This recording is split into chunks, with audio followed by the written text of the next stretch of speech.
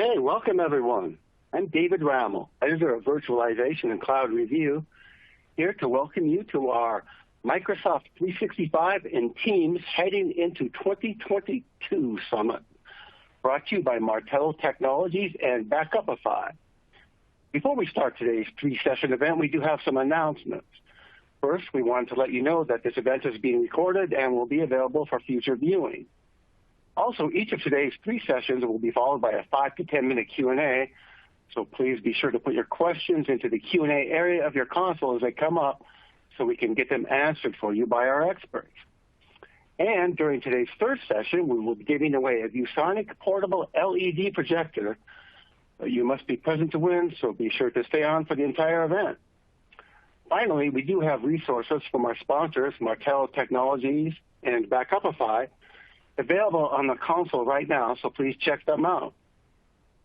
It's because of our sponsors underwriting this content that we can bring you this summit, so we thank them for supporting the community and ask you to check out those resources so we can bring you more events in the future. Now on to the first session of today's summit. What's new and hot in Microsoft 365 in 50 minutes? This session features Nathan O'Brien, Microsoft Certified Solutions Master in Messaging and consultant at Slalom. In Portland, Oregon, Nathan is also a 5-time former Microsoft MVP for Office servers and services, specializing in Exchange, Office 365, Active Directory, Azure, and also a bit of Teams. Nathan, it's great to have you here. Please take it away. Thank you for that introduction, David, and welcome, ladies and gentlemen, friends and neighbors, children of all ages. Glad you could all join us here today. Looks like we've got a pretty decent crowd, a couple hundred of you here in attendance. Glad to have you all here. So this morning I'm going to talk about some new features available in Microsoft 365. Up on the screen is a list of the 8 or so-ish features that I am going to talk about this morning. A couple things I want to say before we get started going into each one of these features. First of all, our session immediately following this one is going to be about what's new specifically in Teams. So I avoided any sort of Teams topics in this first hour. We'll let the Teams stuff come in the second hour. Secondly, I kind of went with a security and compliance theme for these topics that I'm talking about. So this is kind of going to be security and compliance theme stuff, kind of around that. Some of it varies off that a little bit, but that's sort of my general theme for these next hour or so of me talking here. And then thirdly, I want to say that we're definitely going to reserve some time at the end for questions. I will attempt to answer any questions come in from anybody at the end of this session. So if you do have questions, please feel free to put them into the panel as I speak, and then I'll try and get to those at the end. Then I'll stop a few minutes early so you can have a quick break before the next session starts. With those questions, when I do these, there are a couple of topics that I often get questions for that I want to just say right off at the top that I don't know. Licensing. I'm going to talk about a bunch of new features here in Office 365. I do not have details on licensing requirements for any of these features. So often I'll get questions, is X feature available with Y license, or what license do I need to get that feature? Right at the top, I'm going to say I don't have that all written out. Licensing Microsoft 365 is like a whole job that people do and not me. So I don't have answers to those licensing. And I do see from the company listed for some of the attendees, you're probably in EDU or government tenants or, any of those other sort of tenants. I haven't tested out if these features are specifically available in all those different tenant types. I will say that all the features I'm going to talk about this morning are available to me in my standard commercial Office 365 tenant with Microsoft 365 E5 licenses. So kind of newest, greatest, top of the line with everything in my tenant. All these features are available for me. may not be available for you in your tenant, kind of depending on the type of tenant and the licenses that you have applied to that tenant. All right, so I have 8 sort of new features here that we're going to go through. Got about 50 minutes to get it all in. I'm going to try and keep it to about 4 minutes for each of these topics as I go through them. Some of these new features are kind of updates to pretty complicated and deep features that already exist in Office 365. Some of that security and compliance stuff can be pretty deep, so I may not go too deep into explaining kind of the default technology that's being updated here. But again, if anybody has any questions, please put them into the question box there at the bottom of your screen. I'll attempt to answer all the questions at the end if I can. All right, so let's get started talking about these 8 features. My Office 365 message encryption portal access logs, account switching for 365 web apps, default classification for content matching, trainable classifiers, Exchange auto-labeling policy, supports replacing manual labels and encrypting email received from any organization, idle session timeout for web apps, DLP policy recommendations, customization for self-service password reset, and we'll talk about plus addresses and send as alternate addresses in Exchange Online. Let's see if we can get through all of these. All right. First one I want to talk about, Office 365 message encryption portal access logs. This new feature is currently in preview in Microsoft 365. Should be coming soon over the next, should start rolling out here in late March, should be complete to everybody by mid-April. Again, that's assuming you're in a standard Office 365 tenant. Sometimes these features do lag a bit going to EDU tenants or government tenants, that sort of thing.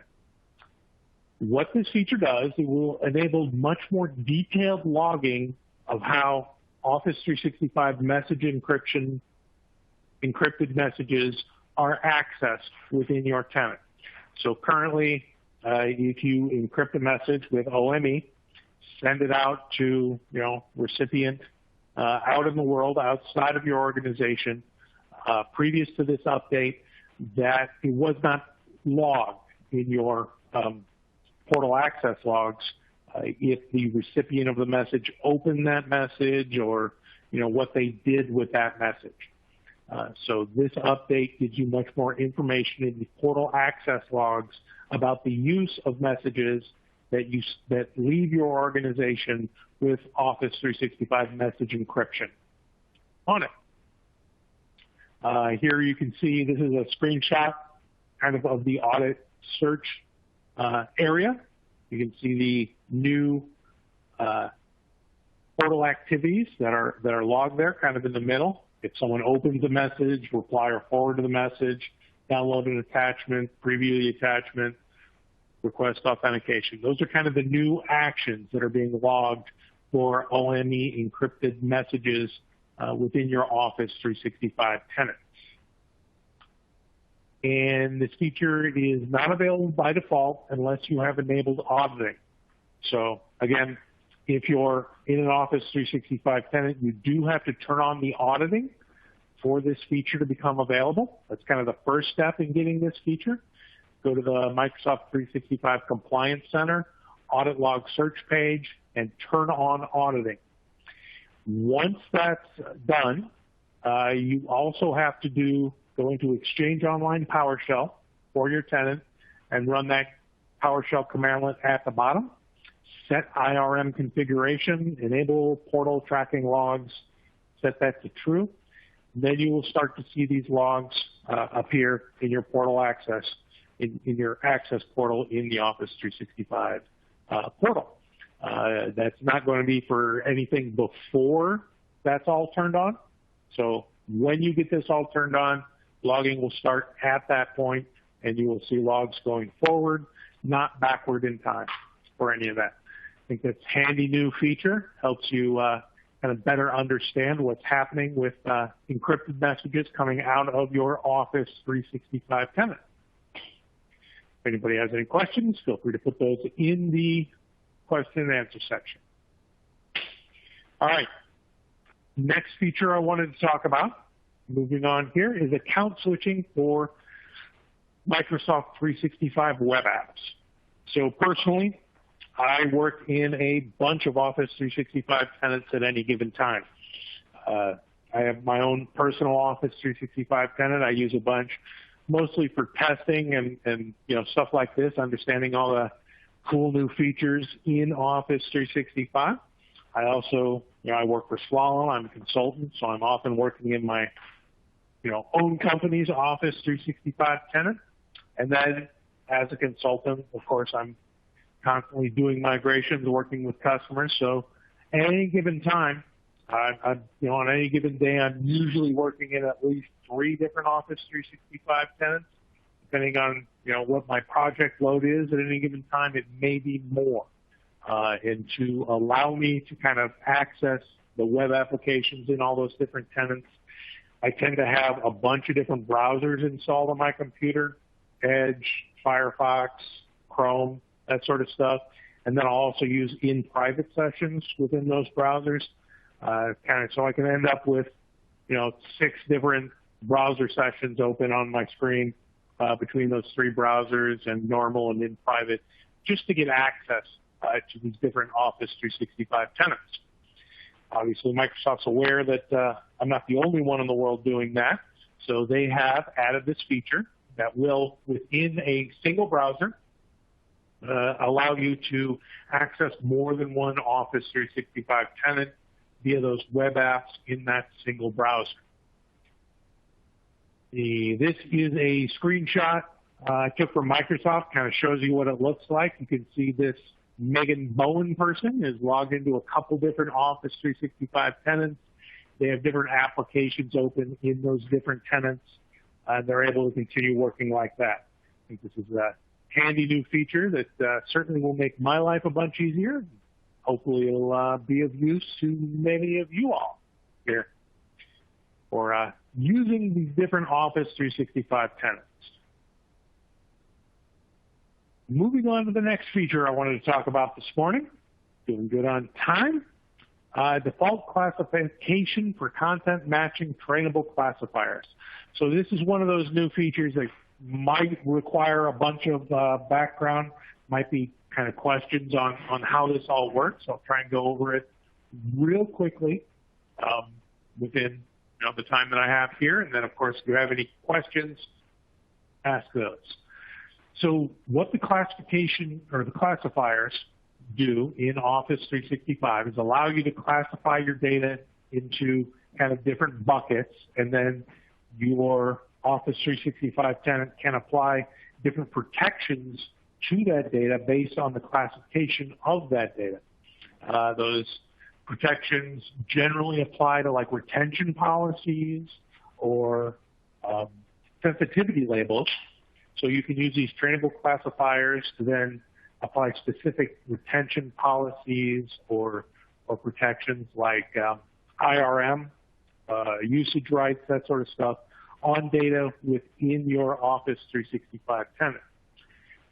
Trainable classifiers, what those are is kind of a AI-based system within Office 365 that can look at that data and kind of figure out what that data is and then how to apply sensitivity labels or retention policies to specific data. Works for Exchange, OneDrive, SharePoint, Teams, all that sort of stuff. So if you upload, if somebody uploads, let's say, a resume into SharePoint, that can be classified, and then you can apply specific retention policies to that. You have a job application sort of SharePoint site set up where people can apply to jobs in your company, and you have compliance requirements that require that all those resumes are kept for a specific amount of time, that sort of thing. So that's really what this is for, what that helps with. is kind of classifying that data and applying protections and retention policies around different types of data within your Office 365 tenant. 3 ways that the data can be classified in your tenant is either manually, so you can go through SharePoint sites and manually classify specific documents, SharePoint, Teams, OneDrive, all that. It can be done automated with pattern matching.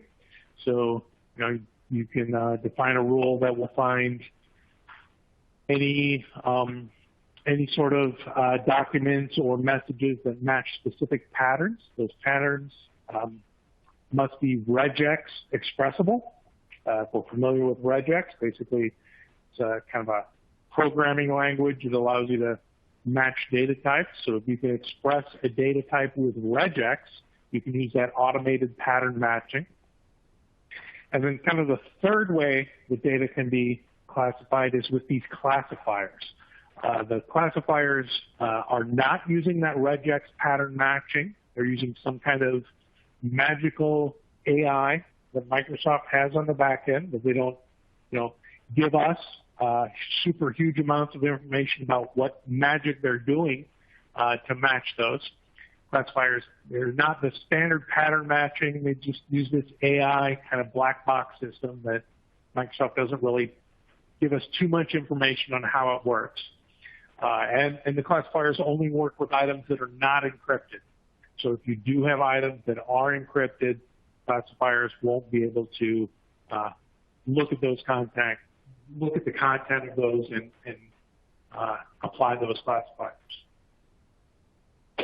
Within those classifiers, there are pre-trained classifiers, which are set up by Microsoft beforehand.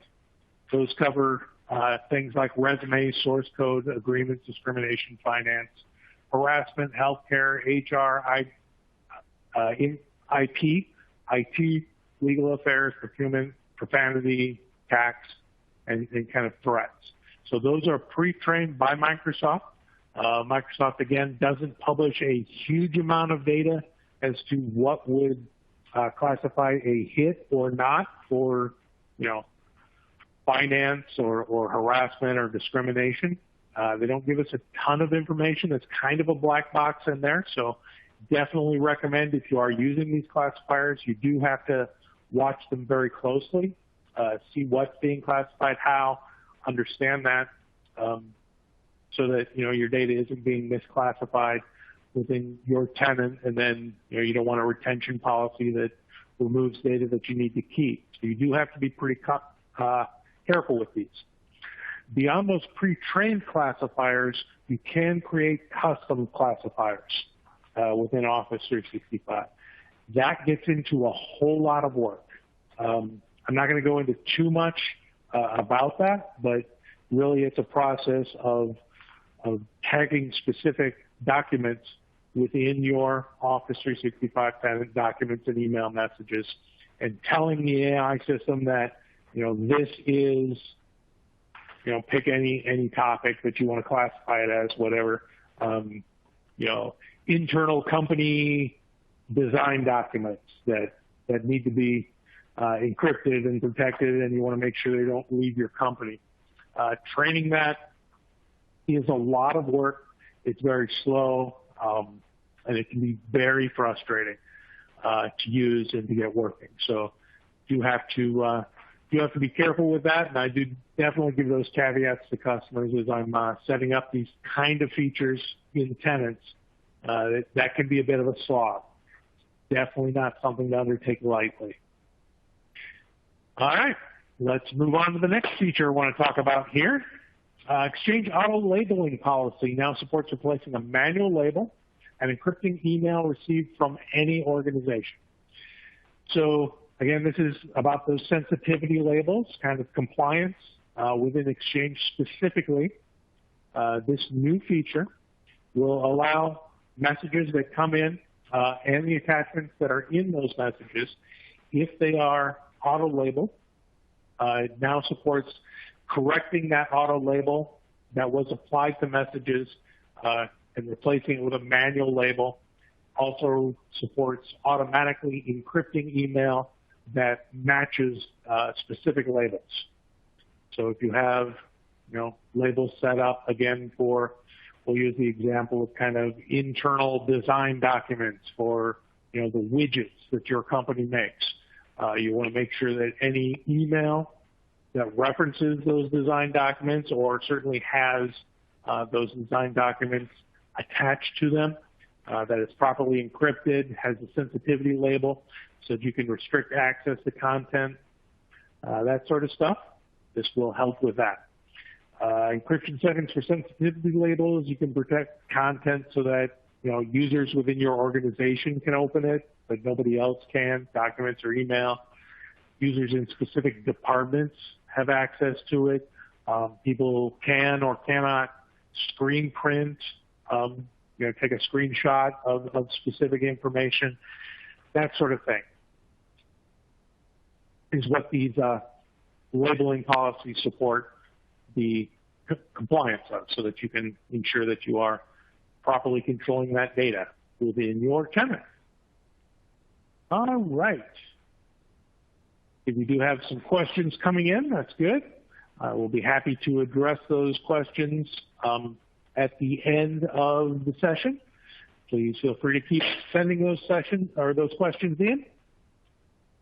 All right. Next feature I wanted to talk about, idle session timeout for Microsoft 365 web apps. So this is a new feature. You log into Office 365, kind of open the web apps for pretty much any of the applications within Microsoft 365. Previously, your browser session would just stay logged into that forever, or until you rebooted your computer or closed your browser session, whatever. Now Microsoft has added a configurable idle session timeout. You can configure within your tenant to control people being automatically logged out of those web apps. This does not affect any desktop or mobile apps. This is exclusively for web apps. So, your Outlook or your Teams client that you're logged into on your desktop will not be affected by this. Only applies to web apps. You can configure it in the Admin Center Org Settings Security and Privacy tab and select an idle session timeout. So you can set it. I didn't write down what the range on that is. I do believe it can be set to very long, probably longer than any person would keep logged into their session. In the regular desktop or in the regular web app, so I think it can be set to very long times. But you can also have it time out pretty quickly. I think I got it down to like 1 minute in my tenant, so if we didn't have activity within that web browser app, within a minute it would log me out, which is probably way too short for anything to be usable there. But you do have a lot of flexibility in there. And then at the bottom, you can see the applications I listed that this does apply to. Web app, OneDrive for Business. Again, those are all the web app versions, not the FAT clients. FAT clients are not affected by this. And here's a screenshot, kind of shows you what it looks like. When your session's about to expire, you get that fairly standard pop-up. Probably, all your banking web apps have that on there, that sort of thing.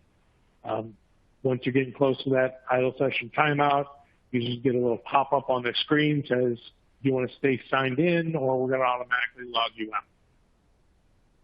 It's very handy, can certainly help your security posture across your Office 365 tenants. All right, we got a few minutes left here, a couple more topics to cover.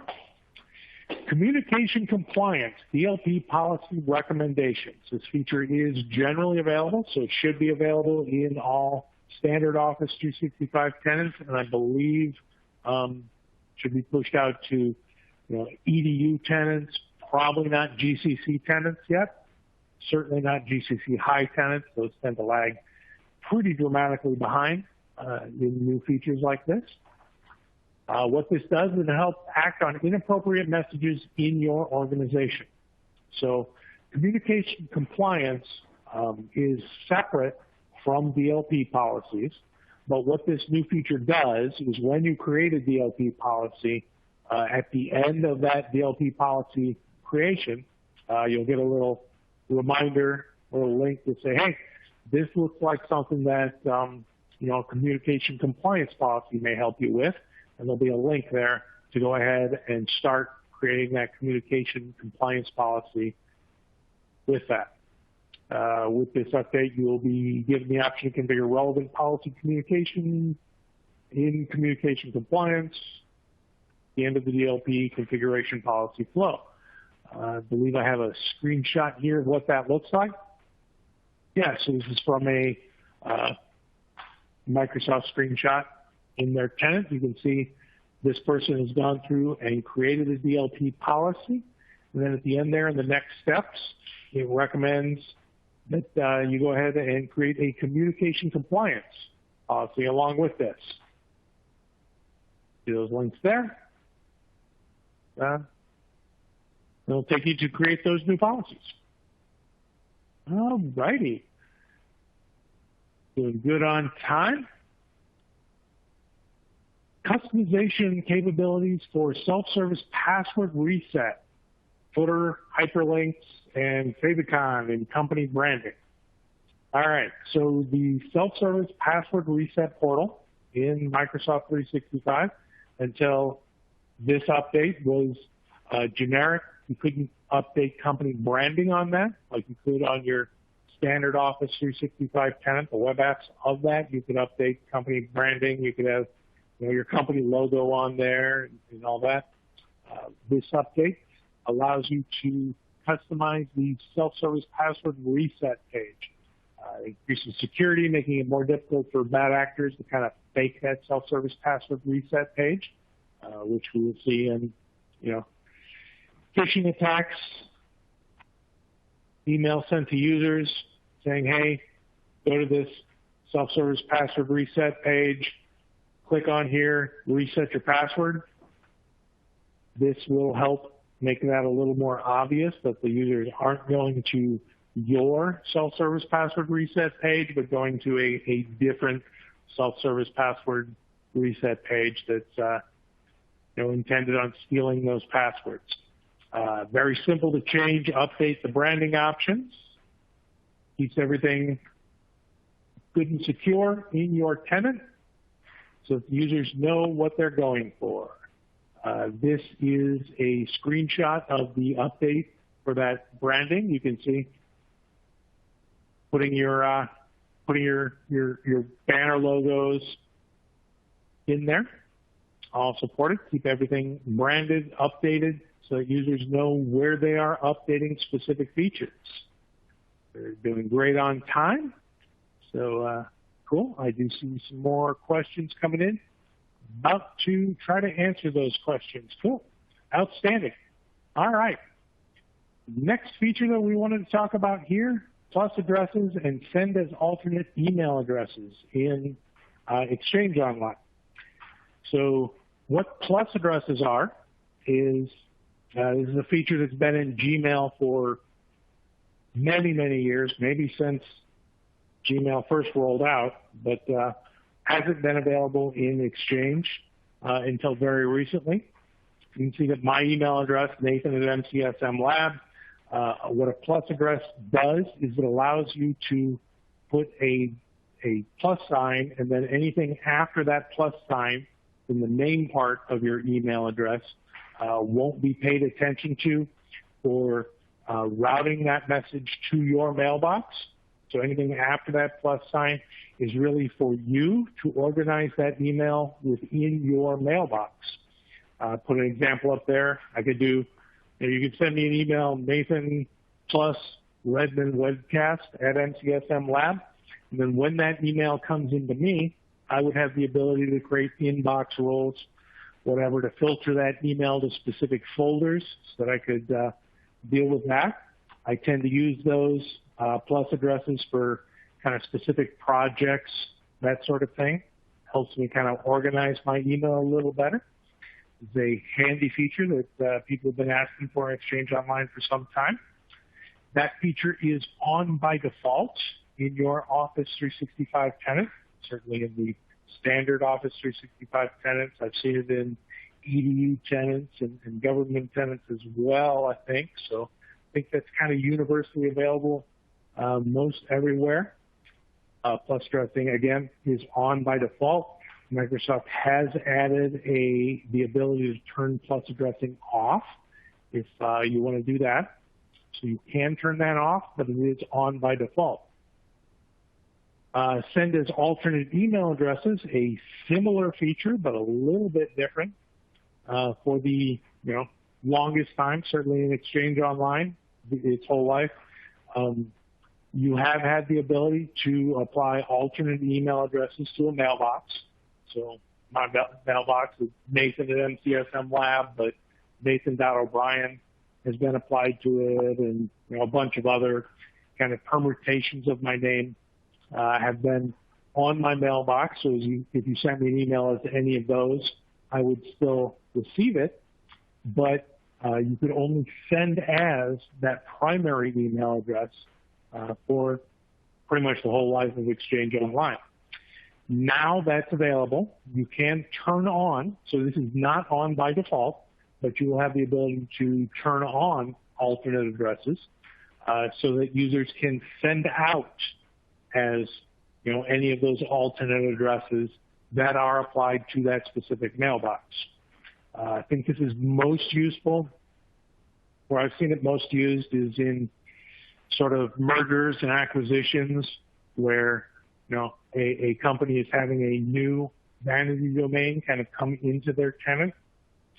Users need to kind of maintain maybe the old company name for a little while or other things like that.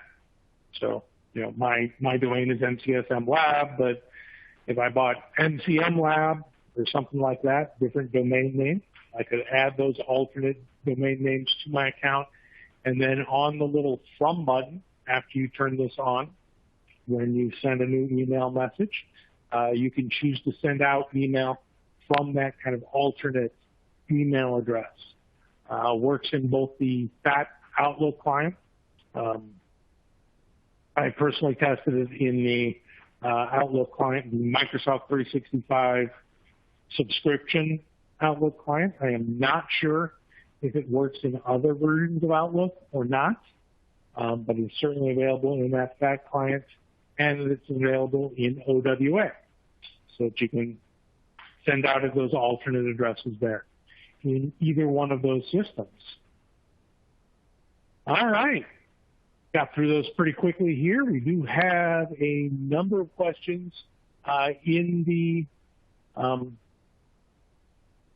the portal. So I'm going to start addressing those questions. We have about 10 minutes, 15 minutes here. I'm going to try and get through as many of these questions as I can. Anybody has any questions, please put them up in there and we'll try and address them. Let's go through these. All right. First question I want to get to, what should I be doing to stay up to date with new features in Microsoft 365? Yeah, this comes up a lot.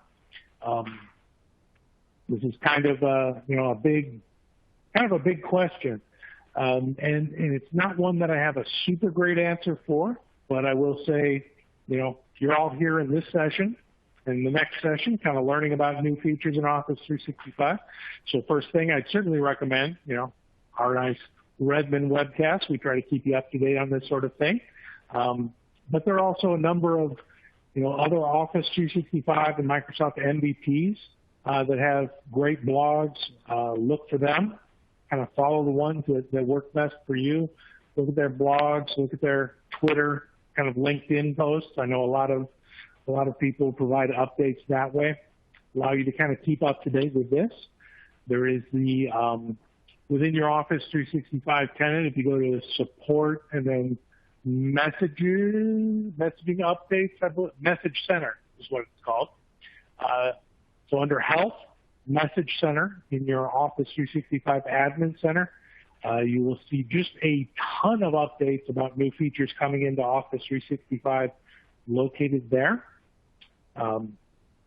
Reading through all those can be very time consuming, but you can kind of filter it down to specific areas that you're most interested in to get updates.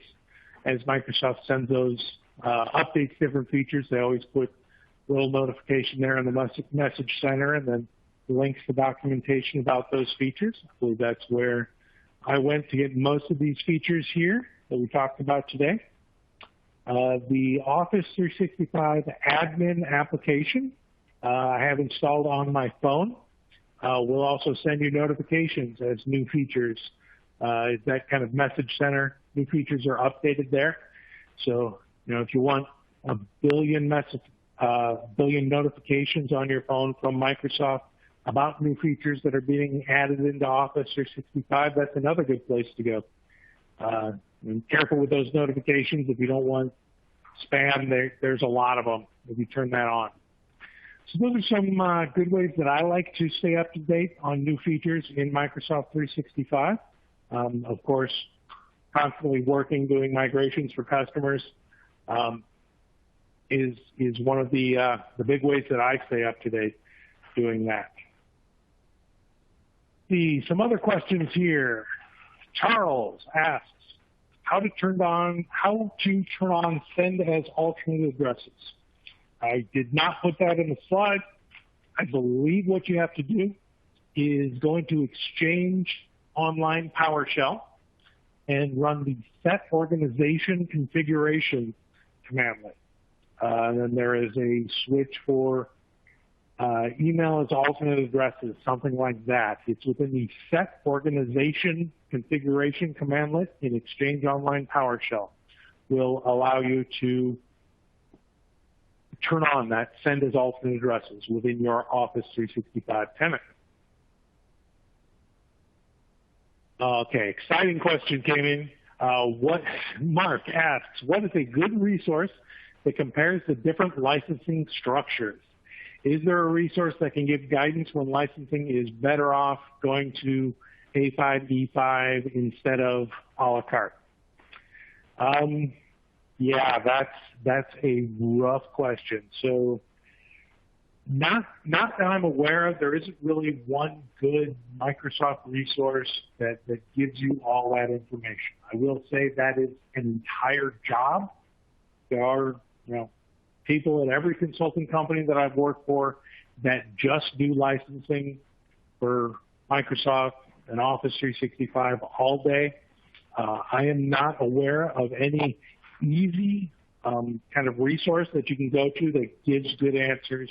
Really, it just takes a lot of time. I have seen some MVPs kind of try to write websites or applications that update that information regularly, kind of in an automated fashion. But that was something, doing that is something that requires a lot of upkeep and maintenance too.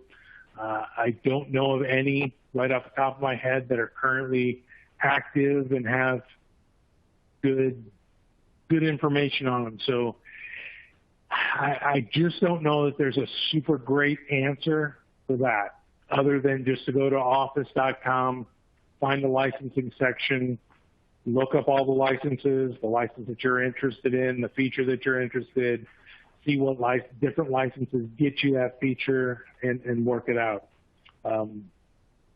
That is definitely a difficult task, one of the bigger, long, painful tasks that happen for us Office 365 administrators, and I don't really have a great answer for that. All right, let's move on. Okay, Mark isn't Mark, he's somebody else, but yeah. Let's see, what else do we have here in the questions? We produce large events with Teams Live, but need to have sign language interpreter on screen. Live does not allow for more than one camera in GCC environment. When will this be available? I would say hang out for the next session on Teams and ask that question again there. I don't have a great answer for you. I will say that GCC high tenants features lag well behind getting to those different tenants from the standard commercial Office 365. So we often don't have really good information on when those features will get through. There's a lot of compliance and extra regulatory kind of hoops that these features go through before they get approved to go into those different tenants. I would say kind of the best source there would be to talk to your Microsoft representative, your licensing person who does your licensing for Microsoft 365. Ask them if you can, if they can answer that question for you. They're not going to probably be great about knowing when specific features are available. The other method, if you really need an answer to that, I would say a Premier support case. Open a Premier support case with Microsoft to get the answers for that. Premier support cases for Office 365 type questions don't use your Premier support hours.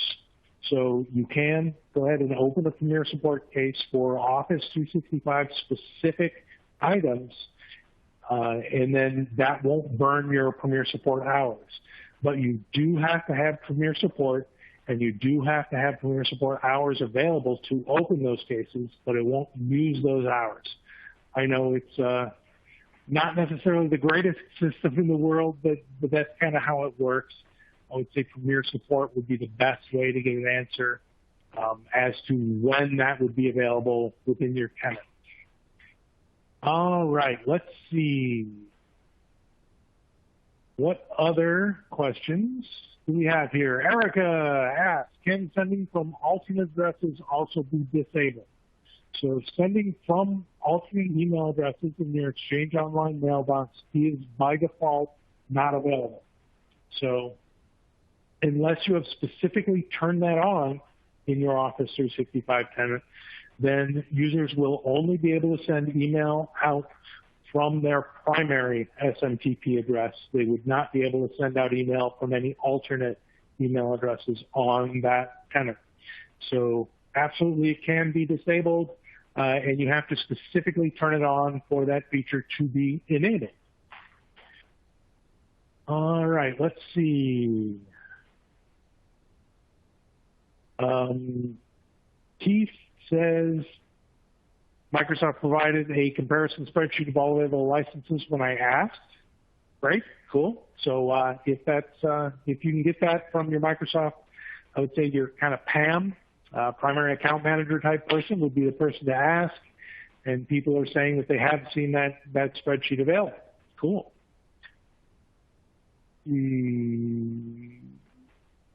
What else? Other questions do we have in here? Can you modify the SSPR with password rules? Self-service password reset with specific rules for the passwords. Absolutely. So there aren't different controls with self-service password reset for a different password policy than what you have already configured. It's just the standard password policy that applies to users, creating their password. Those policies are enforced when you do self-service password reset. Where those policies are enforced, though, can depend on how your Azure Active Directory is set up. If you are syncing from an on-premises Active Directory, by default, the password policies in Azure Active Directory don't apply to anything. It uses the password policies, well, it doesn't really use them, but the password policy in your on-premises Active Directory is what applies, and then those passwords are hashed and synced up to Microsoft so that the Office 365 or Azure Active Directory password policies don't apply to passwords that are synced from on-premises. If you're using ADFS, of course, those passwords are 100% controlled by your on-premises Active Directory password policies. So the only situation where the password policy set in Azure Active Directory will apply to self-service password reset is if those are cloud-only accounts. Pass-through authentication also uses your on-premises password policy.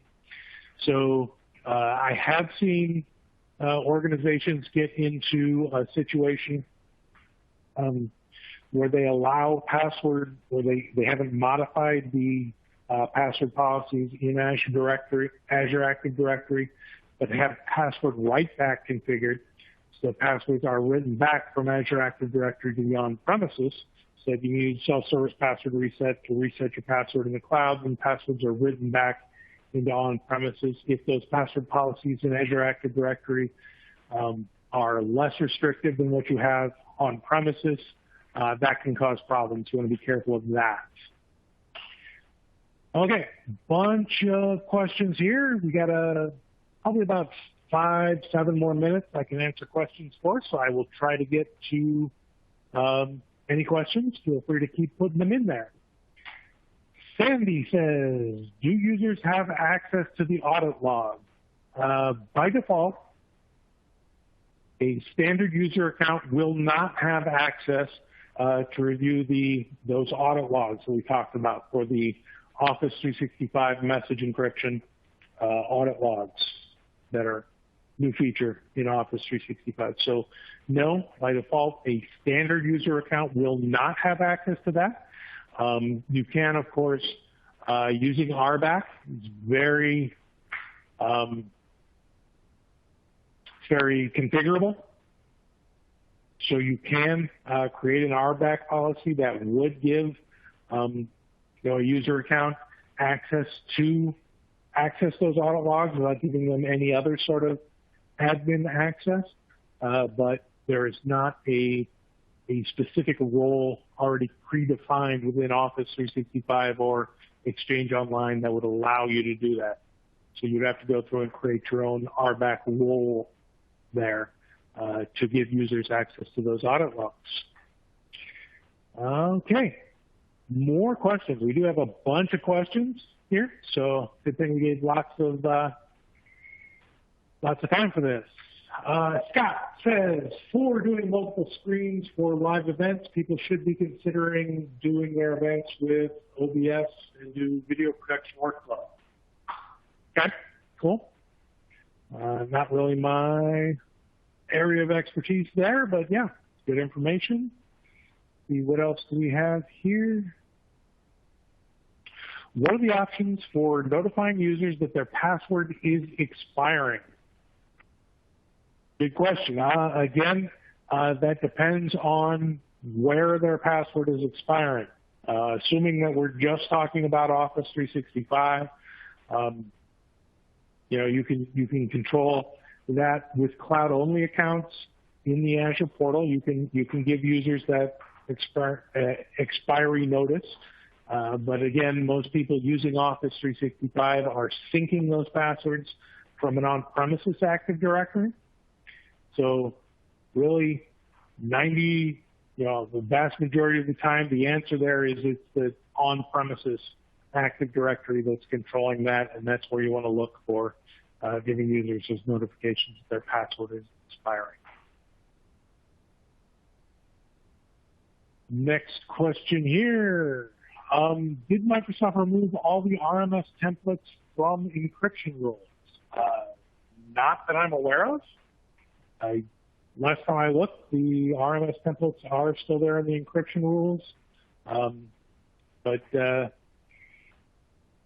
I will investigate that. I'm curious why, if I guess that's Wycliffe asked that question. Have you seen something that indicates those RMS templates aren't there? I'm not aware of that. All right, let's see. Nate asks us, is the idle session timeout only configurable for the entire tenant, or can I target specific services or even certain users? No. The idle session timeout for web apps that was just introduced in Office 365 is tenant-wide, all users and all of the web applications. At this time, it is not configurable to anything less than that. You can't have different timeouts for different groups of users or different applications. Just once, and it applies to the whole whole tenant, all applications, all users.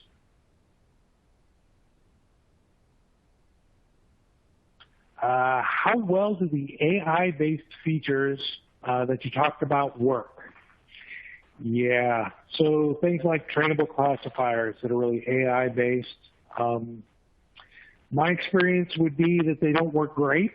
They definitely take a lot of work to get them going, and the hit ratio on them is not great. So if you're using any of those AI automatic classification for any of the data, looking to apply sensitivity labels or retention labels to data kind of based on those AI features, my experience is they aren't awesome. Generally, that's something that would be used in fairly big environments. My recommendation when I talk to customers about those is definitely go slow in applying those, and you have to monitor it pretty closely. I would definitely prefer to rely on kind of regex-based classification of that. That's way more successful than the kind of AI-based stuff. But it's nice to have the AI stuff there, and I'm sure as time goes on, Microsoft will get better at making that AI stuff work. Let's see. In your consultations, what pain points do organizations commonly struggle with? Yeah. So I think personally for me and a lot of the customers that I deal with in Office 365, migrating into Office 365, I think the current kind of struggles for administrators running this is a lot of the compliance stuff. Compliance is hard. There's a lot of information that goes into these compliance pieces, and we as sort of IT administrators, people who make the email work or make SharePoint work, that sort of stuff, we don't often have, a ton of experience with a lot of that compliance stuff. It can be very, anything that's legal is very subjective and very, kind of difficult to deal with. So it can be difficult for us as IT administrators and consultants, especially when I do, projects with companies, and they have compliance requirements. They expect me to have kind of the magic answer. Which buttons do I click to be compliant with HIPAA or Sarbanes-Oxley or PCI or CGIS or all these other different compliance sets? And often my response to that is compliance works a lot of the way or very similar to kind of your taxes. It's going to be tax time. Everybody's filing taxes. If I took all my tax information, put it into 10 different boxes, and then sent it to the 10 best CPAs in the world, I would probably get back 10 different answers to how much I owe on my taxes. That's okay. That's how it works, because there isn't really a right answer or a wrong answer. It's really what answers you can defend. So for me, working with compliance stuff, biggest difficulty that I see personally as consultants for IT administrators, and it's really, I think the right answer there is about being able to defend your answers. When somebody asks you, why is this policy said this way or that way, having a good defense, having a good reason why you set up your compliance that way is really the best protection that you can get out of that. All right, we are coming up to the end of the time. I know there's a couple more questions in here I did not get the chance to answer. But my Twitter information, even my email address is in here in the presentation. So if you have any other questions that I could answer for anybody, I try to do that. Reach out to me. But that's it for me, folks. I will hand it back to Dave to wrap us up, and then we'll go into your next session. Dave. Okay, great, Nathan. Thanks for answering all those questions and a great presentation. Everyone else, stay tuned. We're going to take a short break and be back at the top of the hour for our second session of the day. What's new and hot in Microsoft Teams in 50 minutes, featuring Ben Stejic and moderated by famous international podcaster John K. Waters. So take a break, check out those resources on your console provided by Martello Technologies and Backupify, and we'll be right back. Hi, everyone. Welcome to the second session of today's online summit, Microsoft 365 and Teams heading into 2022. This event was organized by the hardworking folks at Redmond Magazine, who have brought together some of the best independent experts on today's topic. Many thanks to our sponsors, Martello Technologies and Backupify, for making this event possible. And thanks to you for joining us. I'm John K. Waters, Editor-in-Chief of Application Development Trends in the Converge 360 group of 1105 Media. And I'll be your moderator for the second of our 3 information-packed sessions. But before we get going with this session, I wanted to go over just a couple of housekeeping details, just to remind you that each of today's sessions is being recorded for later access. Keep an eye out for an email with a link to that recording. It'll be coming your way within the next few days. Also, this session will be followed by a 5 to 10 minute Q&A. You can type your questions into the Q&A box at any time. Please feel free to add your questions as they occur to you throughout the summit. We'll do our very best to get to all of them. Also, our sponsors provided some extra resources that can be found on the right-hand side of your screen. Please take a moment to check those out. And during the third session, one lucky attendee will be receiving ViewSonic's award-winning ultra-portable LED projector. But you must be present to win, so stick with us. Now let's get started with our second session, What's New and Hot in Microsoft Teams in 50 minutes. For this session, we've called on Ben Stejic, owner and chief cloud consultant, he tried to say, at IntelliJink. Mr. Stejic is an information technology pro with extensive experience with Microsoft platforms and applications, including Microsoft 365, SharePoint, and Azure. During his busy career, he has consulted with a wide range of organizations, from 5-person shops to global enterprises in fields ranging from government to professional sports. He is a Microsoft certified trainer and host of the Microsoft Cloud IT Pro podcast. You are in for a great session. Take it away, Ben. All right. Thank you, John. Great to be back again. I can't believe it's already a third of the way through 2022. Year has just been flying by, and there's been lots of great stuff coming out as well. Like John said, MVP Summit's coming up. Conference session is starting to get into full swing again, hopefully back to some in-person conferences. And there's been a lot of good stuff coming out, particularly around Microsoft Teams. Even just the last few weeks, I think there was a conference even this week. I can't remember which one it was, but saw some Teams announcements coming out of that. So we're going to start diving into some of what has been announced, what's been released. All of this stuff is publicly available as announcements. So as you go through, you'll see links where you can go look at all of this different information, read more about it. I'm going to try to give you an overview, maybe fit in a demo or so here. So let's get going. The first one of these, shared channels in Microsoft Teams. This is one that has been on the roadmap now for a little over a year. Looking back, I think this one was announced at Spring Ignite of 2021 as coming to Microsoft Teams. And just this past week, I think March 16th, 7 days ago exactly, it was announced that this is rolling out to public preview. Should be hitting tenants here any day. They're saying public preview should be all out, rolled out to various customers in that preview phase by the end of this month. But what are shared channels? Currently, what you have in Microsoft Teams, and if you've been working with Teams in a while, is you may have seen standard channels and you may have seen private channels. Standard channels is what you get when you create a team. Your general channel is a standard channel. If you went and added an additional channel to Teams, it would also show up as a general channel. This is where you get, you can put files, you can add teams, add planner in, add whatever you want to in that channel for collaboration. What people have started finding with Teams, and over the last 5 years, this has been a pain point for myself.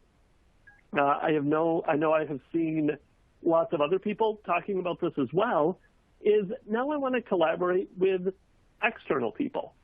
I want both external and internal members to work together in this channel. Previously, what you had to do is you had to go add those guest users to your tenant. Go out, invite a user, say, I would like some guest user to be invited into my channel. I want them to collaborate. Where this started introducing a lot of pain is now guest users had to switch to that tenant. They had to log in. Frankly, it's been a pain collaborating with external users. I have multiple Office 365 accounts. Multiple of those accounts are invited to multiple guest tenants. Frankly, I can't keep track of where content is, where I'm collaborating, what I'm doing. What Shared Channels does is now you can go in, once you have this in your environment, create a shared channel within a team, and you can add external users to this, but instead of getting the normal guest invite, where they have to go in, accept the guest invite, switch tenants, all of that, this shared channel will start showing up right in their Teams client, desktop client, web client, whatever it may be, right alongside their normal organization, Teams, channels, etc. So they're going to no longer have to switch to a different tenant, have the whole guest invite experience. They'll be able to collaborate right within that shared channel with the company that added them to it or invited them to it. Really improves that experience as this rolls out, where you're not going to necessarily have that need for tenant switching when it comes to collaborating around tasks, around files, meetings within the channels. All of that stuff will work right within those shared channels. Couple things to be aware of, though. Sounds great. Lots of great functionality, avoiding some of that guest switching. Shared channels are not something, let's start with this one. Shared channels aren't a option to convert an existing channel to. So you can see in here, channel type, shared, standard, private. You can't take a standard channel and flip it over to a shared channel, or you can't take a private channel and flip it over to a shared channel. This is going to be a net new channel creation experience. And when you create that, it is going to get another new SharePoint site.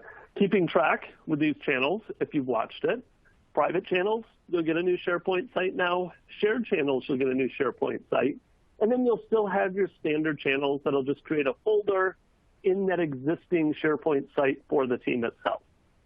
The nice thing is Microsoft has already made a lot of improvements from the SharePoint site management side of things so that they can take a lot of that private channel management and roll that into the standard channels. So that's going to be one thing to keep aware of. Can update it. You're going to have that new SharePoint site, different management. The other thing, the last bullet point on here, is this requires Azure AD B2B Direct Connect. Ignore the quote and the slash on the end of that. I actually noticed that this morning. I have no idea how that got on the end of that. Just ignore it. Requires Azure AD B2B Direct Connect. This is a new external identity collaboration functionality, I guess, for lack of a better way to describe it. If you go into Azure AD, the prerequisite is that you actually go turn on this Azure AD B2B Direct Connection. It establishes trust between two different tenants. This is off by default, at least the current state of things, in an Azure AD environment. You can go in, set this up, set which domains you want to trust, which tenant IDs you want to trust. There is some configuration from that side of things so that my tenant can't just go out and necessarily add another Office 365 user to the shared channel. before turning on this Azure AD B2B direct connection. And it isn't just me that has to turn it on. It does have to be turned on both Office 365 tenants. So me as the inviting member, I have to turn that on. The accepting external tenant I'm collaborating with, they have to turn it on, because it's no longer setting up and inviting an external user as a guest into your tenant, but establishing a trust between two tenants. So you're not getting that object in your Azure AD that you were with the guest invite. Again, you do have some flexibility there, setting up which tenants you're going to trust, or you can just turn it on for all tenants. There also gets into some custom settings where maybe you only want certain users or certain groups to invite or have that external shared channel experience. That does require an Azure AD Premium P1 license.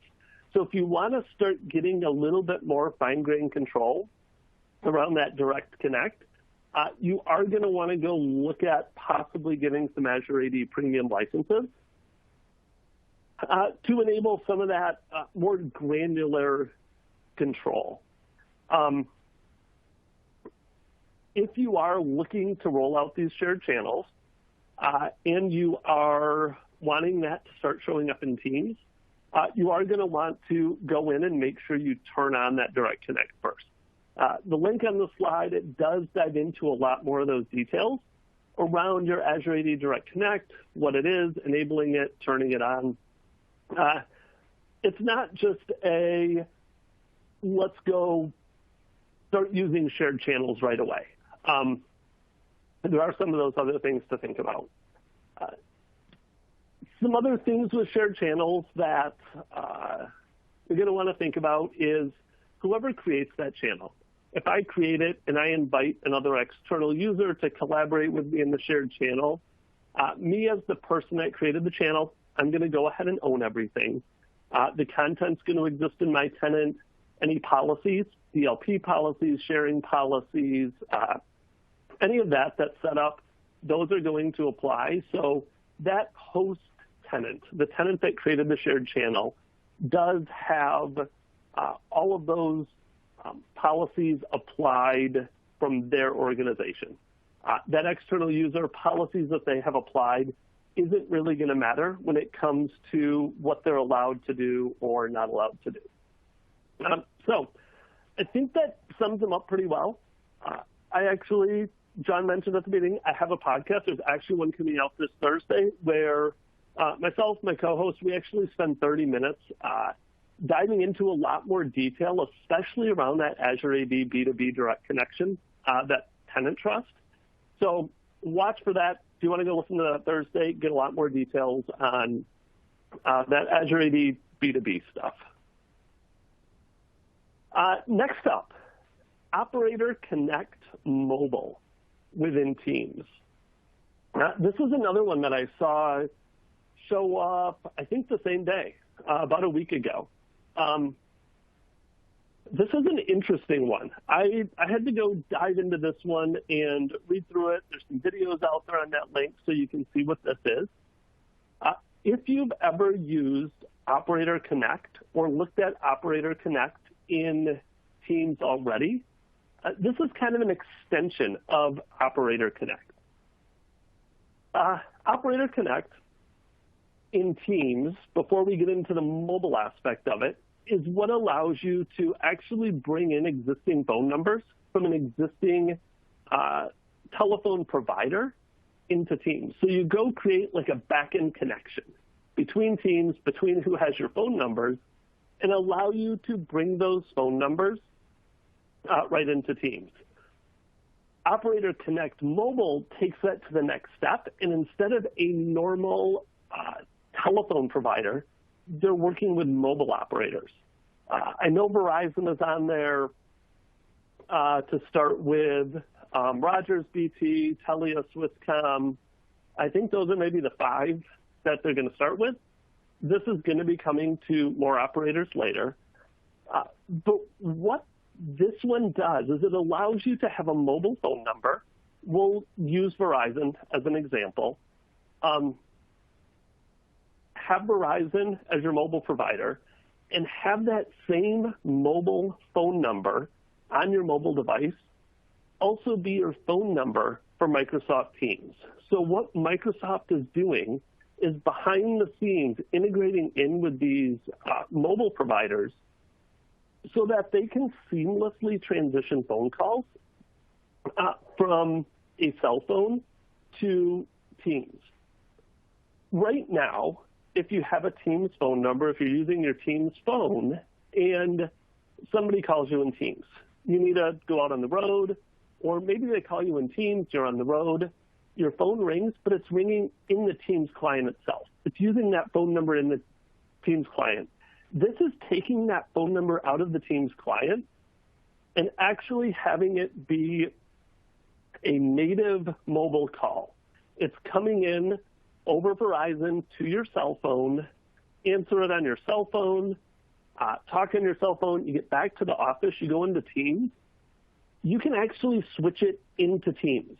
And it happens on the back end. Microsoft works behind the scenes with the cell phone provider, with the mobile provider, to shift that phone number from the native mobile experience into your Teams environment. So think of, I think of maybe like first responders or frontline workers that maybe you're on a mobile device a lot of the day.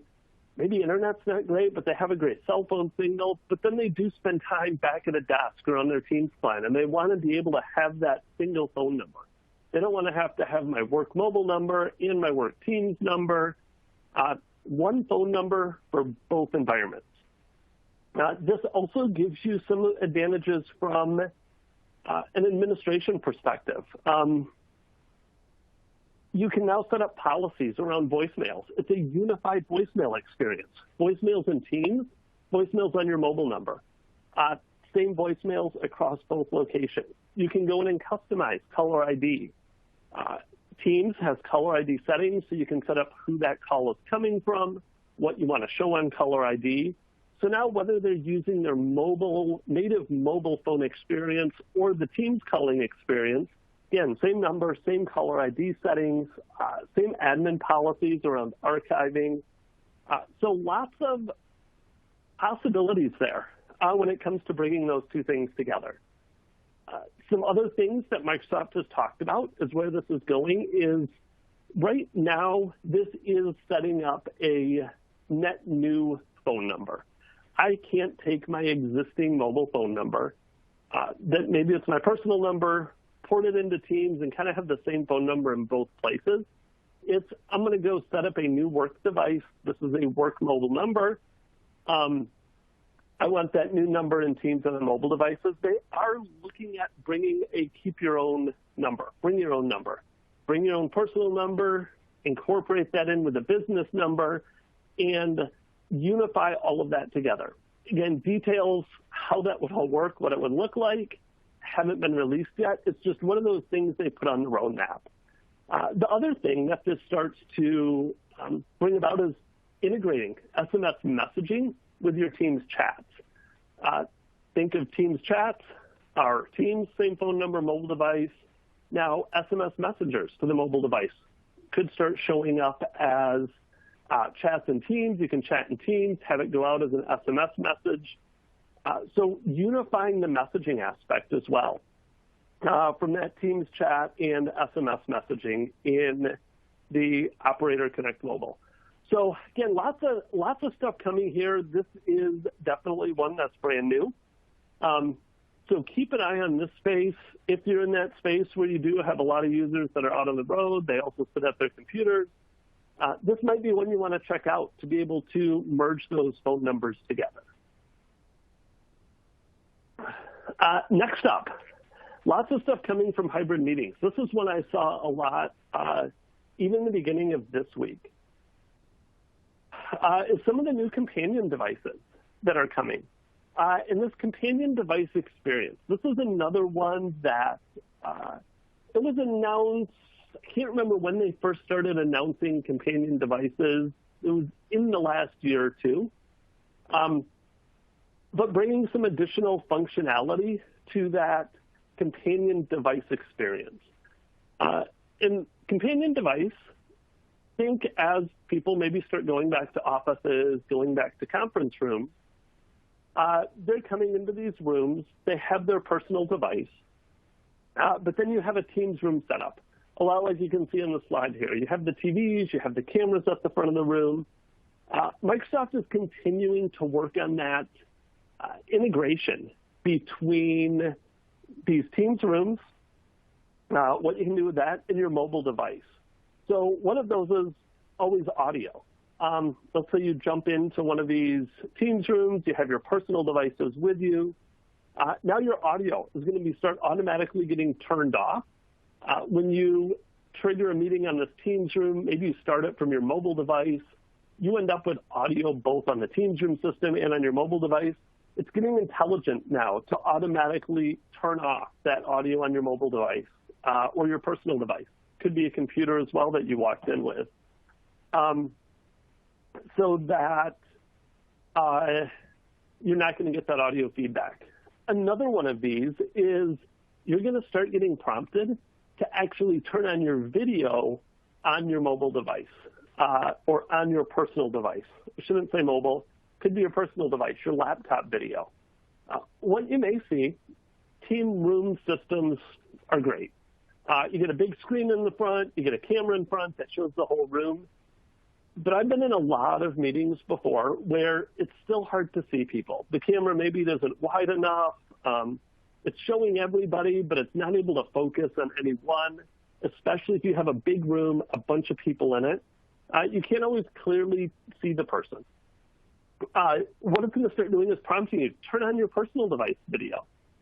Let's have the big team room display. Let's have the screen sharing up there. But as we pull in all the individual members, let's turn on our personal device video so that you can be more clearly seen by those remote participants. I have been in these. I work from home. I have been a remote participant where everybody else is in a big conference room.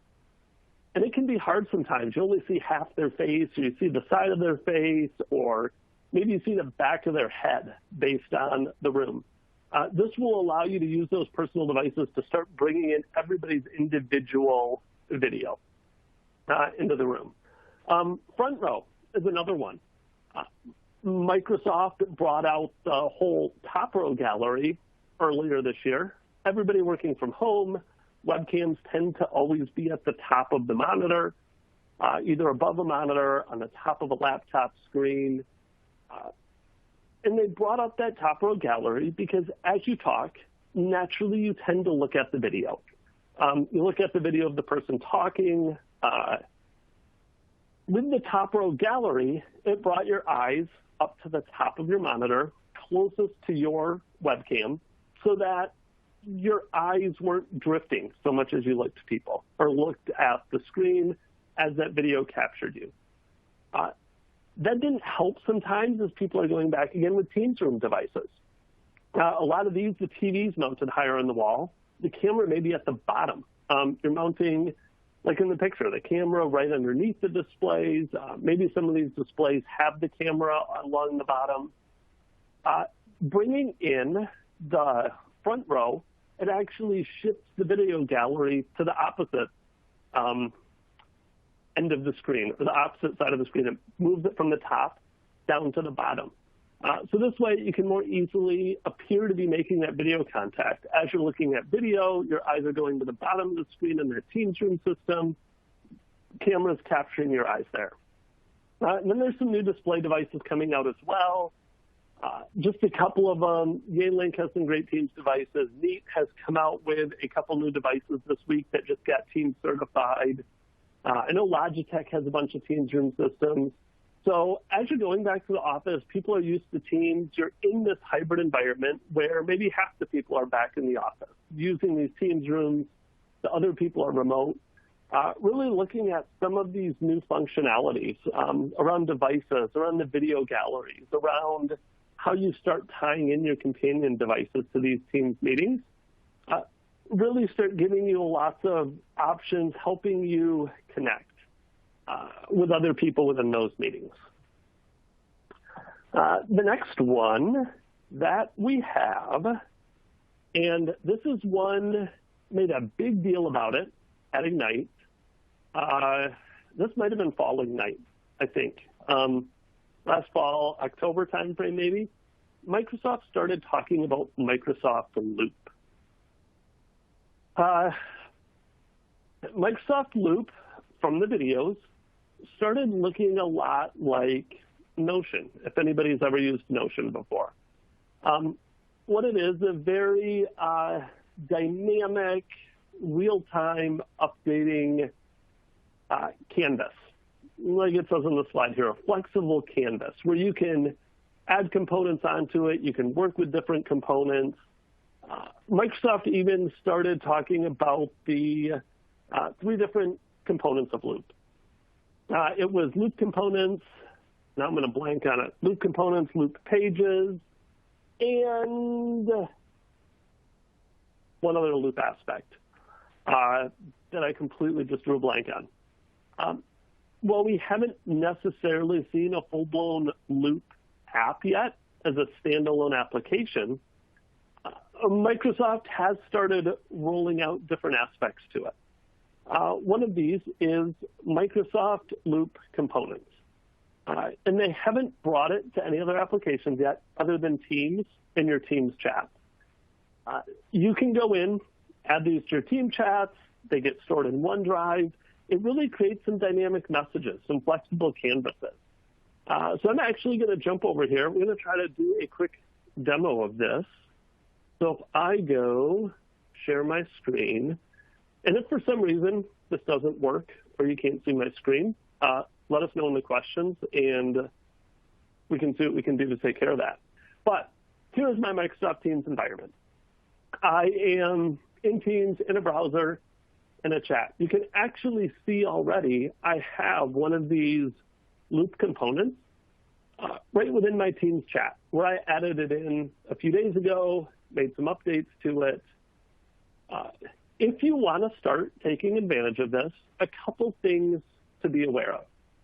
The first, you may need to go in and turn on your developer experience or your developer preview in About and developer preview right here. It'll let you restart Teams, reload your Teams environment, and you should have the Loop environment at that point in time, or the Loop component. What you can do now, if you go in and compose a message, you'll have this new icon down here, the Loop icon. And if you click on it, you can go in and start adding in Loop components into your chat. So I can go and, let's say I select the paragraph. And this is my demo paragraph. You can send this paragraph to others, so I can start typing out some random text for my paragraph, and we'll go ahead and send this. There's that Loop component. It has sunk up there. It's part of my chat messages. You can see who edited it. You can see who has access to it, as well as copy a link to this. And maybe thinking, copy a link to this. Well, all of these Loop components get saved in OneDrive. So while there isn't a desktop application that has come out yet, you can actually edit these outside of Teams. I have not figured out a way to go in and hack this up so you can create your own files outside of Teams, but you can modify them there. So in my Microsoft Teams chat files, I went over to my OneDrive here. So opened up my tenant, jumped over to OneDrive. I have Teams chat file. And you'll see these .fluid files. Truth be told, you may be able to go in and just create a blank .fluid file, have it open up. I think I tried that before and it didn't work that great. But once it's there, I can click on that file, open it up, and here's that file. So I can continue to work on this. I can go in and add some more text to it, and maybe I want to go put a table in here with some columns, column 2, column 3. I want to tag somebody in here, so I could go tag myself as a user in here and add the date. So I made a bunch of changes to this file. It is OneDrive. It's automatically saving in the background. I'm done making updates to it. I can go in and close it and jump over here to my chat. And you'll see, as I was typing, it actually went through and synced or sunked back up with my chat. So all of those changes are right back here. I could even go in now and start making more changes here. So I could go in and add some, and we won't add an image, then I have to go dig through and find an image. Go through and add checklists in here. So it allows for some of that live, real-time communication, updating of these items. If I was another user, if I was signed in with this user account, had Teams up there, and I could start editing that, we could have this collaborative page or this collaborative fluid file, this collaborative loop page that we're working on together. So kind of a cool functionality. I would actually love to see this start coming into something like OneNote, having this type of fluidity in OneNote. Again, possibly seeing a loop app come up where all of these chats come into my loop app. I can make updates in my loop app, maybe add them into Teams chat so people can look at them. I can share those loop pages within chat for collaboration with somebody. But it's there in Teams now. If you want to go start playing with Loop, looking at how those Loop components work, what you can do with them, how you can collaborate around, collaborate with your coworkers within those Microsoft Loop components. That's another one of those pieces of functionality that's coming. I think you're going to see a lot about Microsoft Loop, hopefully, over the course of the next 9 months or so throughout the rest of this year. So back to what's next. What do we have next? Just a couple new things as well to the roadmap. The next few I've seen, just some things that I wanted to call out. Again, you never know who's looking for what functionality on these. I'm trying to pull out some of the big ones, some of the ones that I see coming to Teams here soon. These two popped up on the roadmap in the last week as well. A live language interpretation. Microsoft Teams PowerPoint now have the ability where you can turn on your mic, you can set language translations, and it'll let artificial intelligence, a bot, do translation for you in the background.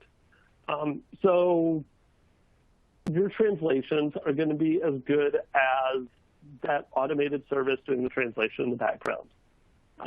Coming out soon, you're going to have live language interpretation, where instead of relying on artificial intelligence, I think probably the Bing translator service in the background, you're going to be able to bring in live language interpretation. So a live person listening to, sitting on the Teams meeting, doing that interpretation live as a person, rather than relying on some of those back-end services. So that's a new one that's coming. Speaker Coach. This is another one that came out in PowerPoint maybe 6 months ago or so, where you could practice your presentation. Set it up in PowerPoint, turn on the Speaker Coach in your presentation, and it would start looking for different aspects of your presentation. I know I do it, looking for people to say ahs or ums. I just did it again. Using certain words, different paces of their presentation, and giving people tips on how they can make their presentations better. This is coming to Teams as well now. So you're going to be able to start incorporating a Speaker Coach into Teams, where it will help you watch how you're presenting, listen to how you're presenting, and help you to better improve your presentations. And we got more that are coming to Microsoft Teams. again, these are some that are maybe a little bit smaller updates, a little bit smaller announcements, but being able to pin or hide your own video may not seem like a big deal, but I know a lot of people, you don't like seeing yourself on video. You don't like popping up your Teams client, turning on video, and actually seeing yourself. You'd rather see everybody else. So soon you'll be able to pin your own video, or you can hide your own video. Maybe you just want to see yourself. You don't want to see everybody else. Those options are coming to give you more flexibility about how Teams handles your own video. Another one, walkie-talkie on Teams phone devices. I won't lie, I have yet to see somebody actually using walkie-talkie in Teams. I'm sure it has its use case. If somebody listening has used walkie-talkie on Teams, I would love to hear more about it or why you're using walkie-talkie on Teams. What this is, if anybody remembers the old Nextel days where you like push a button and just talk to somebody instead of making a phone call, walkie-talkie is essentially that. Again, this may have some uses for frontline workers where you have a little bit of that just push, start talking. Again, I think just like a walkie-talkie. My kids have walkie-talkies, push a button, start talking. If you have a desk phone, a Teams device, maybe even, I can't imagine this coming to a Teams room device. Maybe it would eventually, but if you have those phone devices, you'll be able to start using walkie-talkies on those. Teams room camera control. This one rolls back a little bit into the Teams rooms that we talked about earlier. But a lot of times when you're sitting in a Teams room and you have a camera up in the front of the room, you don't have any control over it in terms of panning or zooming. Maybe it's one that has some AI built into it and it automatically kind of spins and scrolls to pick up the person that it thinks is talking. Or it does some AI to kind of split people out and zoom in on different people in the room and different panels. What the Teams Room Camera Control is going to do is it's going to allow you from your devices to actually have some control, to be able to zoom, to pan, to control that Teams Room device camera, to get a little bit better control over who's shown on that camera, how they pop up on it. Teams channel name change equals a SharePoint folder name change. This one, again, a small one, but it annoyed people, deals with private channels in Teams. If you had a private channel in Teams, and I'm trying to think, this may even be, I think this was general channels as well. The folder that got created in the SharePoint document library for that channel got the original name of the channel. You could go in and rename the channel, but it wouldn't automatically rename the folder on the back end. So if you renamed the folder or the channel in Teams, got used to that name, you went into a SharePoint site, tried to figure out the folder in your SharePoint site that was associated with the channel, if there was a name change, it could get hard to do unless you remembered the original name. This is one, now when you rename a channel in Teams, it's also going to rename the corresponding folder in SharePoint. So you'll be able to easily visually tell which folder goes with which channel in Teams. Pin chat messages, this is one that I have had some clients ask me about as well, is if I have a bunch of chats in Teams, I want to be able to highlight one or keep one at the forefront for everybody. You'll be able to pin chat messages to Microsoft Teams or within a conversation in Teams. So announcements about the channel, an important message that you want to highlight for everybody that's new to it, you can go in and start pinning chat messages. That one's going to be, I think that one may have come out already. I think that one's there already. And then end-to-end encryption for one-to-one team calls for mobile. If you're using mobile devices, you want those calls encrypted. This is another one of those. Go in, enable this. I think this one is also off by default. This you can now go enable, have that end-to-end encryption across all of your different phone numbers. There's lots more coming to Teams in the future. There was another one that I just saw. I didn't quite get it in the slide deck. This may have come out just a day or two ago, was the ability to start bringing your video into your PowerPoint presentations. This is, I don't have a slide for it. I don't have a link for this one. This one's a little bit more focused on PowerPoint, but they're bringing the functionality as well into the Teams presenter view, I believe I saw, where you'll now be able to take your webcam, or if you have a nice DSLR camera, some other camera coming in, and you want to kind of embed that video right within your PowerPoint presentation, or better layer it into your Teams presentation. There's a lot of updates coming around incorporating in video and PowerPoint and Teams. If you want more on that one, I can go dig that one up. Again, because I didn't get it in here, you don't have a link for it. Feel free to ping me, go look for me online, Google, Bing, DuckDuckGo. Search for Ben Stedgick and you'll find me. Hit me up on Twitter, LinkedIn, any of those. And more than happy to dig up that information and pass it along.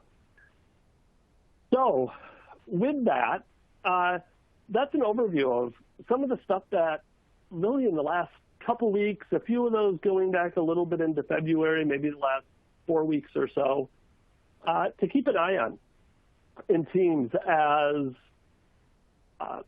you watch that space, you watch some of these new components and different aspects of Teams come out. So I know I see some questions out here. So, John, we can go ahead and looks like we have 10 minutes or so to dive into some of these.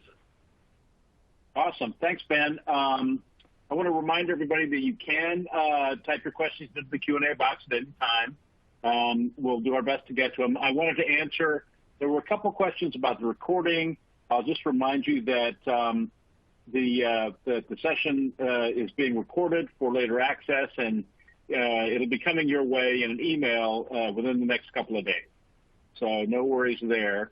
And we had a bunch of questions about, let me grab this here. Let me guess, channels. Right. Oh, my gosh. So I'm not sure where to start, so let me just grab one here. How will we know how to enable shared channels in our tenant? Let's just start with that one. That's from James.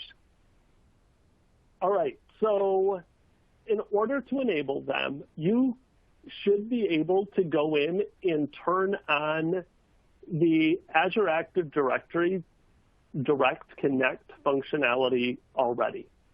If you go into Azure Active Directory and go look under External Identities, alongside your B2B guest sharing, you'll actually have the Azure AD Direct Connect settings where you can go enable that and just turn it on for everybody.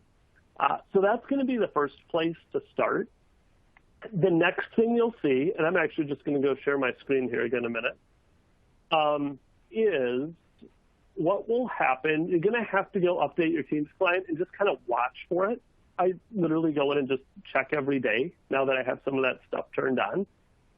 But when you go into your Teams and your channels, you'll be able to go into a team and go add a channel, and you'll have a new channel type pop up right here. So you'll see I only have standard and private. Once it gets enabled for your tenant, once you have that Azure AD B2B Direct Connect turned on, you'll get a shared channel option pop up right within these channel creation options. The only other thing, I don't know if you're an admin or if someone else in your company is an admin, you will be able to control who can or can't create these via Teams policies in the Teams Admin Center. So if your admins are on top of this and you're not an admin and watching for it and they go disable that policy right away, It's possible it could get turned on. You could have everything set up, but they went in and blocked it. So I haven't seen any of that pop up yet in any of my preview first release tenants. But that's really the best way you're going to know, is just kind of watching for that channel option to pop up when you go create a new channel once you've turned on those Azure AD B2B Direct Connects things.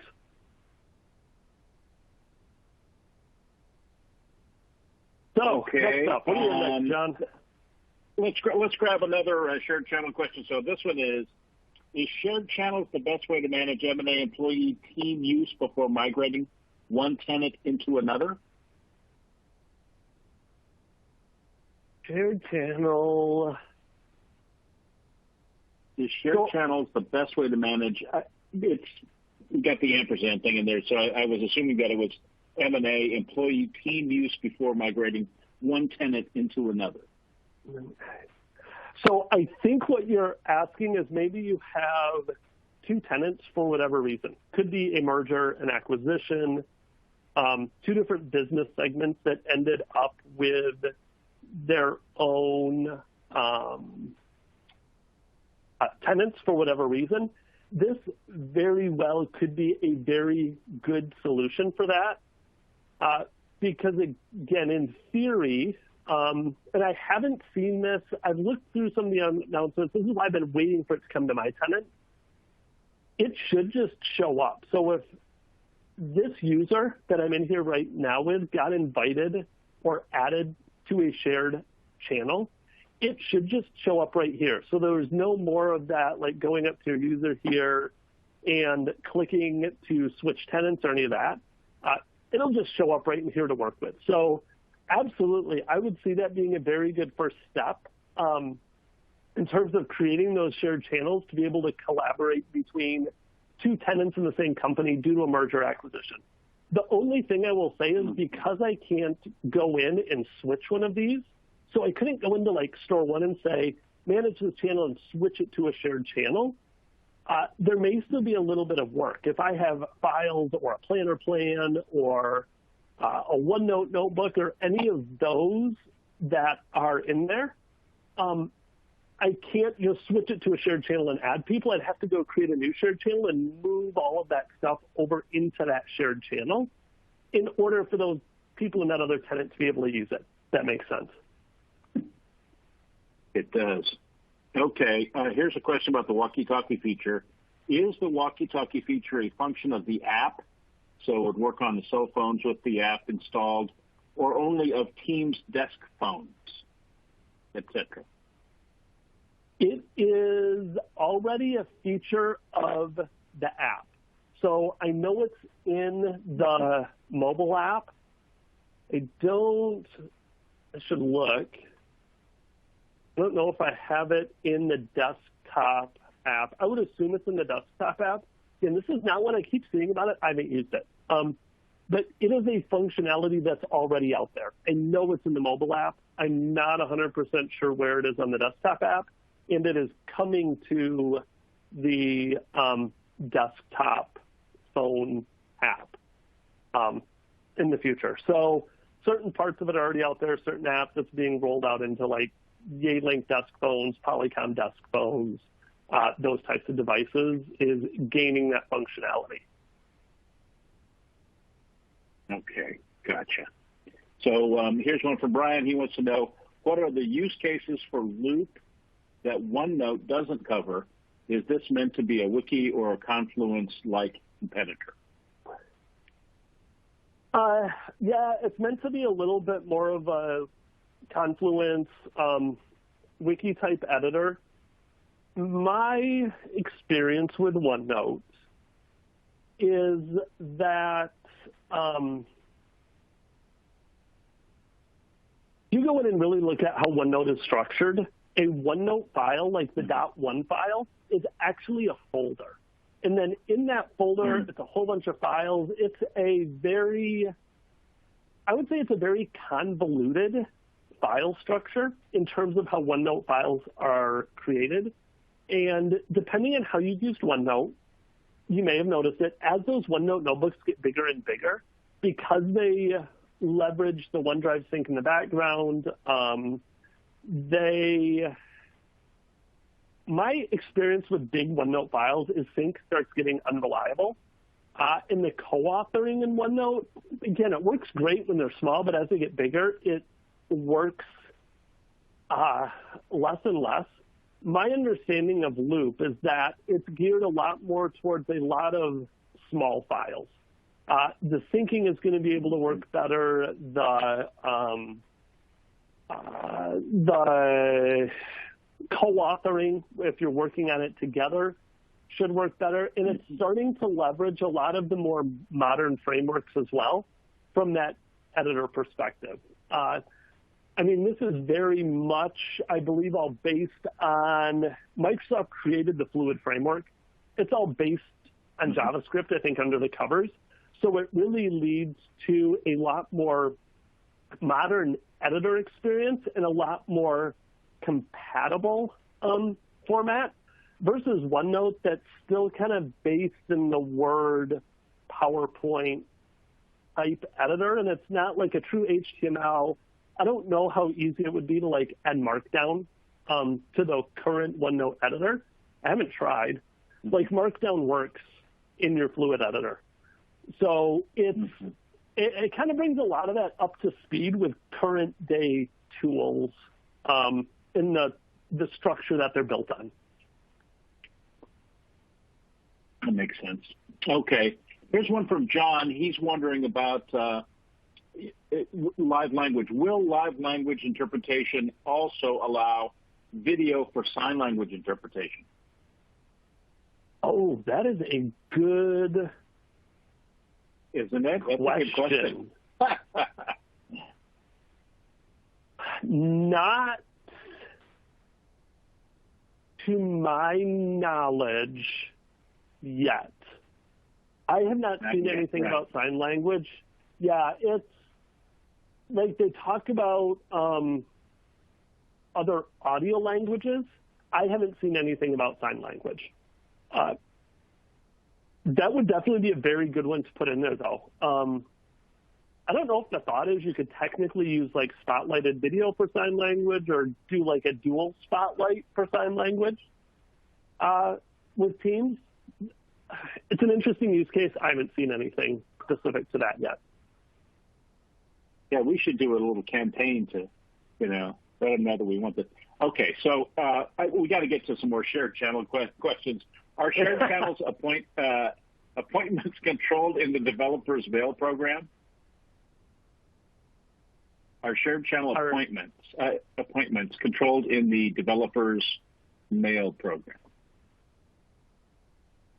Shared channel appointments. Are they controlled in the developer mail program? Yeah, I don't know what exactly you mean by the developer mail program. I'm going to say they're controlled at the host. So if I create the shared channel, I invite external users to it, and I set up an appointment or send out an invite for a meeting, it's going to all originate and be hosted in the tenant that created the shared channel, and you'll just be a member to that meeting. Now, I know there's policies around what guests can do versus what internal members can do. I would be curious to see how that presents itself in these shared channels because technically they're no longer guests. They're just trusted identities from another tenant. Mm-hmm. So I don't know if that answers the question. If you can clarify what you mean by that developer. Yeah, Ben, go ahead. Yeah. If the attendee would want to clarify, that would be awesome. So just to clarify, hang on just a second. I don't want to miss this because it's just a simple. Cindy wants to know, she said, I'm sorry, when is shared channel come? Shared channel is coming. Shared channel. I can't remember. I think you said so, but maybe just, yeah. Yeah, shared channels are available in public preview starting the end of March.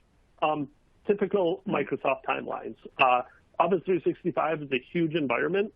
They have probably pushed Go to start rolling it out, but it just takes time to propagate across all of the different tenants, all the different regions, countries, et cetera. So you should start seeing it anytime. You're just going to have to wait for it. I don't know that they have put general availability yet, a timeline for that on shared channels. And that's why you may have to go into and turn on, like I have the developer preview turned on mine. You may have to turn that on to see if that pops up, helps them pop up sooner as well. But that's the timeline we've been given. I'm sorry, guys, but we're out of time. That's all the time we have questions for. Thanks, Ben. That was an awesome session. Not a problem. Thank you, John. Thank you, everybody, for attending. Again, if you want to reach out to me, go search for Ben Stedging. My name's right here. Search for me on Twitter. You'll be able to find me. Or search for me online. Awesome. Any search engine, you'll find me. Okay. Many thanks to Ben Stedging for a great session, and to our sponsors, Martello Technologies and Backupify, for making it possible.